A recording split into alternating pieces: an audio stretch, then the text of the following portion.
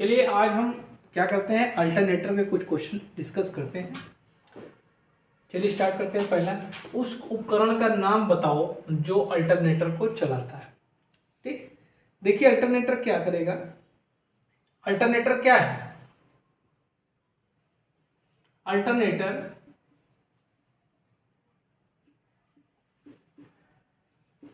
यहाँ पे AC generator है।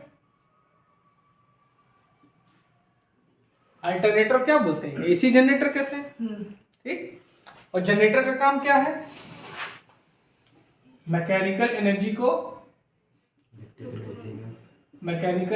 को इलेक्ट्रिकल एनर्जी में कन्वर्ट करता है।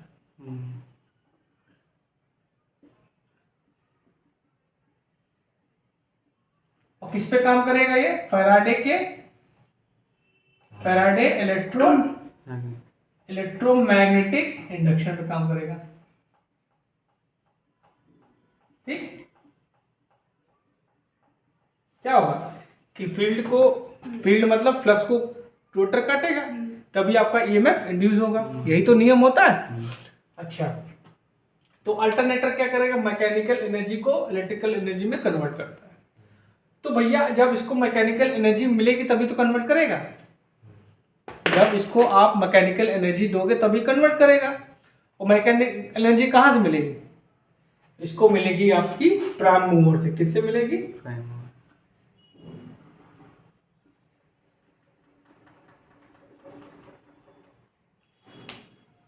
इसको फेंक दो उठा के। ये मिलेगी आपको प्राइम मूवर से। ठीक, प्राइम मूवर हो सकता है। अब देखिए क्या होता है कि आपका जो जनरेशन था, जनरेशन में क्या था? आपका अल्टरनेटर यूज होता था। ठीक, अल्टरनेटर कौन घुमाता था? टरबाइन घुमाती थी। प्राइम मूवर कह दो या टरबाइन कह दो।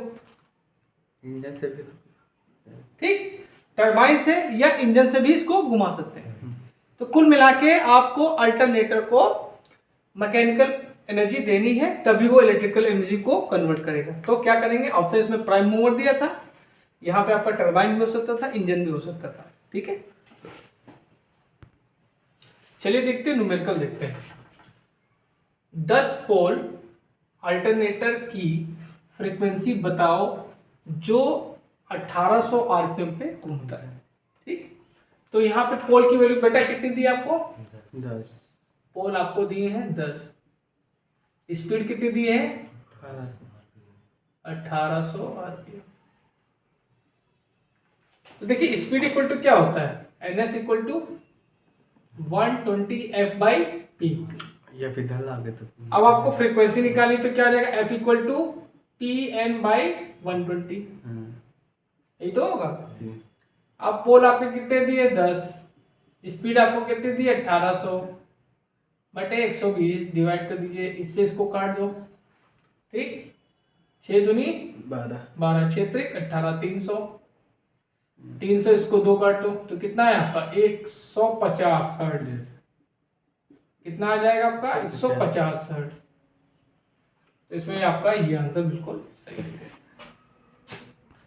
देखिए क्वेश्चन देखते हैं, बहुत इंपॉर्टेंट है ये क्वेश्चन। आपका डीएमआरसी में आया है, दिल्ली मेट्रो। ठीक है, में आया है। क्या कह रहा है? कोई अल्टरनेटर 400 किलोवाट, मतलब जो आपकी पावर दी कितनी दी है? 400 किलोवाट। लोड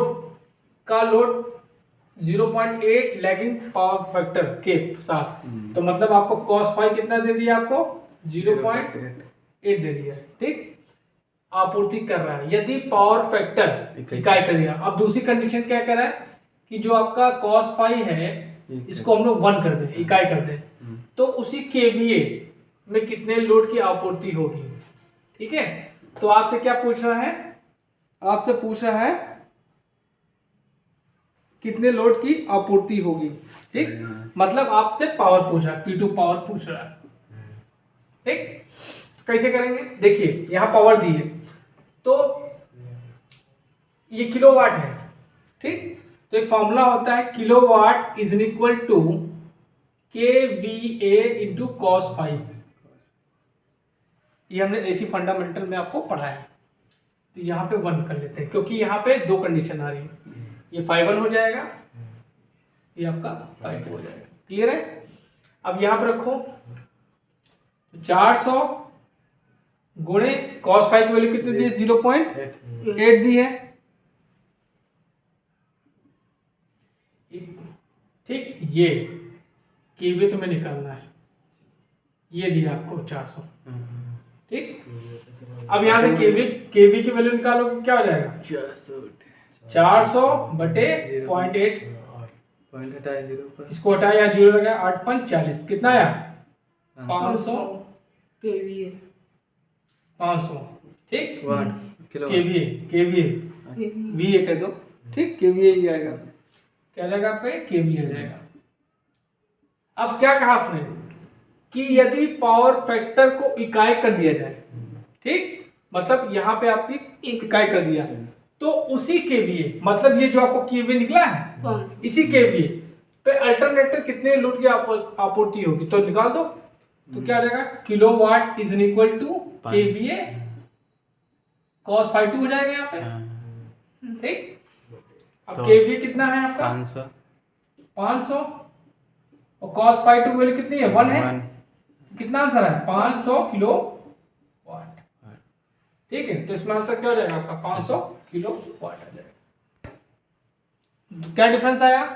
ठीक, तो delta P is equal to क्या हो जाएगा? P2 minus P1। तो P2 आपका कितना है? 500, और पहले कितना था आपका? 400। कितना डिफरेंस आया? 100 किलोवाट का डिफरेंस आ गया। समझ में आया? इसी तरह के क्वेश्चन आपके कंपटीशन में पूछे जाते हैं। ठीक, चिकना बेलनाकार प्रारूपी रोटर तुल्यकाली मोटर डैश के लिए उपयुक्त है। तुल्यकाली मोटर का हो चाहे अल्टरनेटर को। ठीक, ठीक है। लो speed, high speed, very low speed, medium speed. तो देखिए रोटर आपके 2 होते हैं, हमने बताया था, हमेशा बताता हूं। एक होता है आपका सैलिएंट पोल टाइप रोटर,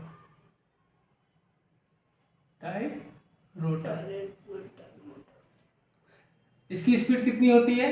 इसका प्रयोग हम लोग कहाँ करते हैं? हाइड्रो पावर प्लांट में। कहाँ यूज करते हो? हाइड्रो पावर प्लांट में। इसकी स्पीड होती है 300 आरपीएम। तो स्पीड क्या होगी? लो होगी। और इसमें क्या होते हैं? पोल कितने होते हैं आपके? 20 होते हैं। अब आते हैं मुद्दे पर, चिकना बेलना पर। ठीक, जो आपका सिलेंड्रिकल रोटर होता है, अरे सिलेंड्रिकल टाइप रोटर, इसकी स्पीड कितनी है? 3000 रुपए। कहाँ यूज होगा आपका? Nuclear oblique thermal. जी, ठीक। और इसमें पोल कितने होते हैं आपके? 2। ठीक, तो भैया कहाँ 3000, कहाँ 300, तो इसकी स्पीड क्या ज्यादा है कि कम है? क्या है? ज्यादा है। तो इसमें आंसर क्या हो जाएगा? High speed. ये चिकना होता है, चिकना कहो, सब चिकना ही सब चीज जो होती है। देखिए बहुत इंपॉर्टेंट क्वेश्चन है, इसी में आपका ईएमएफ इक्वेशन भी आ जाएगा। ठीक है, कह रहा है एक अल्टरनेटर के लिए इंड्यूस ईएमएफ का समीकरण किसका एक कार्य है। ठीक है, winding pitch, distribution factor, pitch factor, form factor, winding के form factor, distribution factor, pitch factor, form factor, distribution factor. देखो इसको समझने के लिए पहले आपको अल्टरनेटर का ईएमएफ इक्वेशन आना चाहिए। देखिए अल्टरनेटर का ईएमएफ इक्वेशन क्या होता है?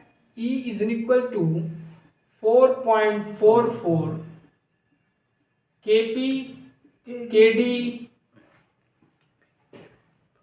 FT5। एक आपका इक्वेशन ये होता है। ठीक, एक इक्वेशन होता है E is equal to 4.44 FT5 जब KP KD की वैल्यू 1 आ जाए। ठीक, और एक फॉर्मूला और होता है आपका E is equal to 4 KF KP KD FT5, ये भी हमने आपको फॉर्मूला बताया है। तीनों फॉर्मूले हमने आपको बताए। अब इसमें देखिए ये क्या है आपका, ये आपका फॉर्म फैक्टर है। क्या है आपका? Form factor. ये आपका क्या है? Pitch factor. ये आपका पिच फैक्टर है। डी वाला डिस्ट्रीब्यूशन। ये आपका डिस्ट्रीब्यूशन फैक्टर है।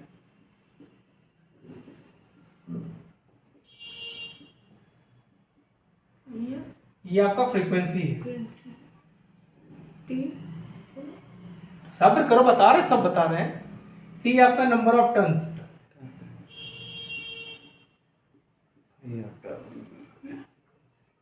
आपका ये फ्लक्स हो गया। सब पॉइंट हमने आपको बता दिए। तो इस हिसाब से आपका ये डी ऑप्शन बिल्कुल सही है। ठीक है। अगर आपसे पूछा जाए कि जो आपका इंडक्शन मोटर में ईएमएफ क्या होता है, ट्रांसफार्मर में कौन सा ईएमएफ होता है? ट्रांसफार्मर का ईएमएफ का फॉर्मूला 4.44 FN5। अगर इसको ध्यान से देखा जाए तो यहाँ पे केपी और केडी की वैल्यू क्या है? 1 है ना। अगर आपसे 3 फेज, यही आप फॉर्मूला आपका इंडक्शन मोटर का भी होगा। ठीक है। यहां पे फ्रीक्वेंसी की जगह क्या हो जाएगा? स्टेटर की फ्रीक्वेंसी या रोटर की फ्रीक्वेंसी। अगर जब हम स्टेटर के लिए निकालेंगे तो यहाँ पे एफएस कर देंगे, और जब रोटर के लिए निकालेंगे तो एफआर हो जाएगा। ठीक, बाकी सब चीजें यही होती हैं। ठीक है।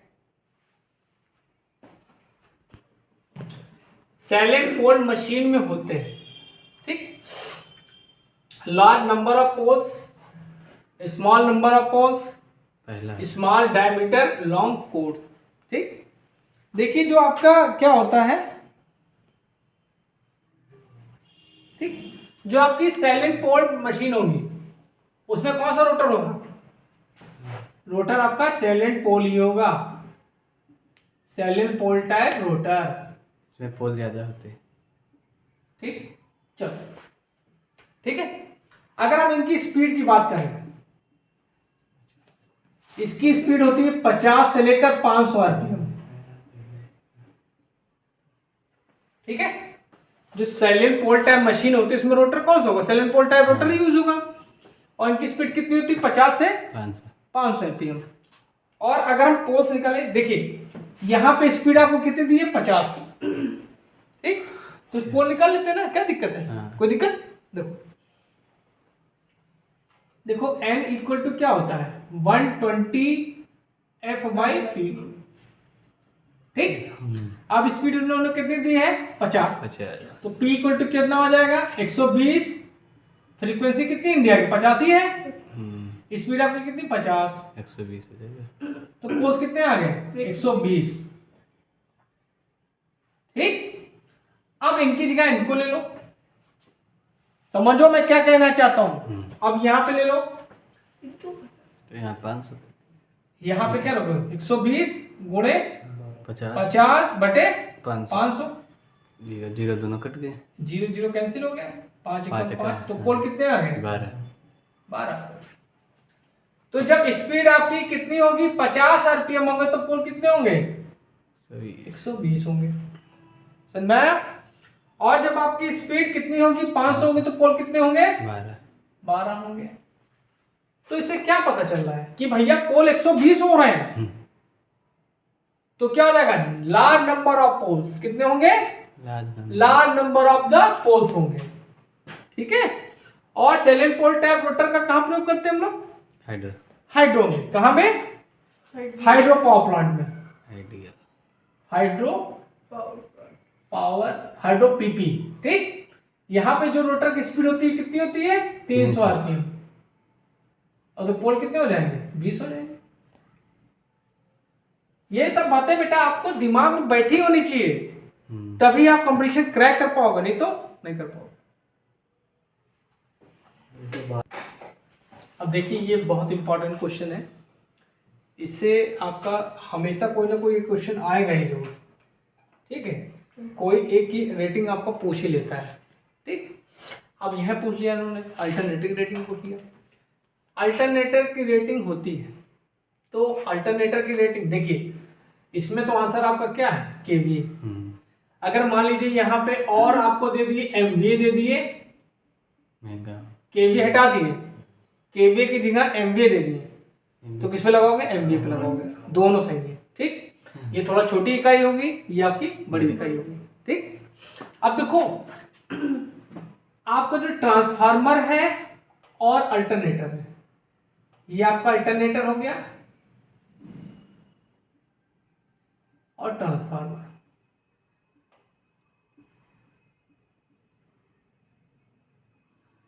ट्रांसफार्मर और अल्टरनेटर की रेटिंग किसमें होती है, केवीए में होती है। ठीक, अब आते हैं किलोवाट में, तो ये आपका जनरेटर और मोटर,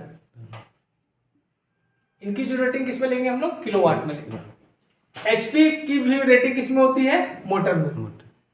अगर मान लीजिए क्वेश्चन अगर आपका आ गया कि मोटर की रेटिंग किसमें होगी, वहां पे आपको अगर केडब्ल्यू नहीं दिया है, एचपी दिया है, तो किस पे टिक लगाओगे, एचपी पे लगाओगे। ठीक है, अब आते हैं ये बेटा जो ये होता है आपका बैटरी की रेटिंग होती है, किसमें, बैटरी की रेटिंग होती है।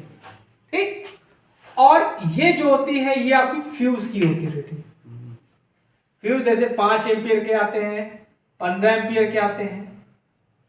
ठीक, जब से ठीक है, जो फ्यूज लेने जाओ तो आपको बताने पड़ेगा कितने एम्पियर का आपको फ्यूज चाहिए, तो ये सब चीजें आपको याद होनी चाहिए।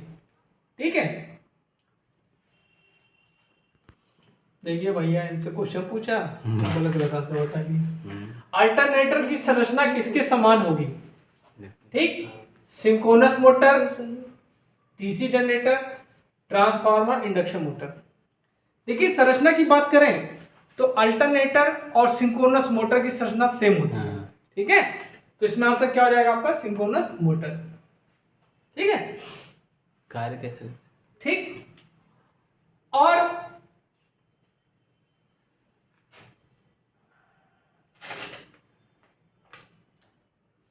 अगर हम बात करें, ये जो आपका इंडक्शन मोटर ट्रांसफार्मर है, इनका वर्किंग प्रिंसिपल सेम होता है।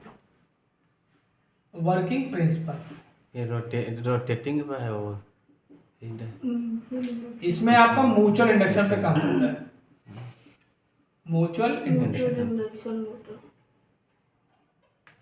ठीक,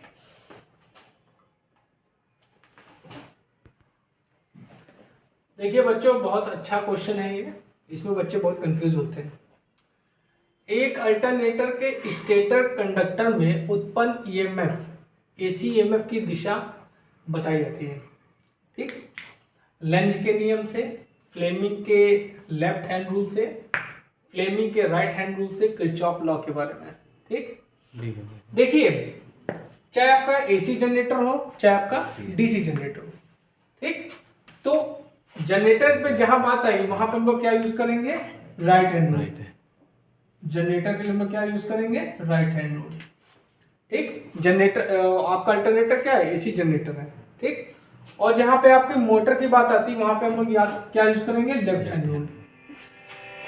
ठीक है, किरचॉफ और जो लेंज का नियम है, लेंज का नियम ये बताएगा आपका डायरेक्शन ऑफ इंड्यूस ईएमएफ। ठीक है, देखिए इस दोनों में कंफ्यूजन है। ठीक है, लेंज का नियम बताएगा कि किसके कारण वो उत्पन्न हुआ है। ठीक, ये भी दिशा ये आपका बताता है। ठीक है, लेकिन ये एग्जैक्ट दिशा नहीं बताएगा। ठीक, तो हम प्रेफर किसको करेंगे, फ्लेमिंग के राइट हैंड रूल। देखिए बहुत अच्छा क्वेश्चन है, किसी अल्टरनेटर की ईएमएफ कैसे बढ़ाएंगे, जो आपका ईएमएफ उत्पन्न हुआ है उसकी वैल्यू को कैसे बढ़ाएंगे, फ्लक्स बढ़ाकर, कैपेसिटर लगाकर, प्रतिरोध की मात्रा बढ़ाकर, वोल्टा कम करके। तो देखिए आप लोग को हमने ईएमएफ का सी होगा ना नहीं, डी डी, देखो समझो कैसे, ईएमएफ का इक्वेशन क्या है, E is equal to 4.44 FT। ठीक है, तो अब देखो यहां से रिलेशन क्या मिल रहा है कि E is directly proportional to F होगा। E is directly proportional to n होगा, t होगा, टी t का हो चाहे n का, एक ही बात है। और E is directly proportional to flux होगा। ठीक, ध्यान दो, मतलब फ्रीक्वेंसी बढ़ाओगे तो ईएमएफ बढ़ेगा। ठीक, टर्न्स बढ़ाओगे तो ईएमएफ की वैल्यू बढ़ेगी। क्यों? देखो फॉर एग्जांपल देखो, जैसे आपका ट्रांसफार्मर था, हम ट्रांसफार्मर को लेके पढ़ा देते हैं।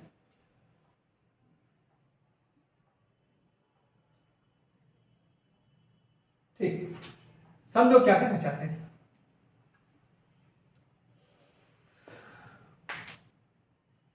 ये आपका क्या था, N1 या T1 कर लो उसको। ठीक, T1 T2। ठीक, अब जैसे मान लीजिए यहां पे क्या है, T1 की वैल्यू T2 से बड़ी है, T1 की वैल्यू T2 से बड़ी है।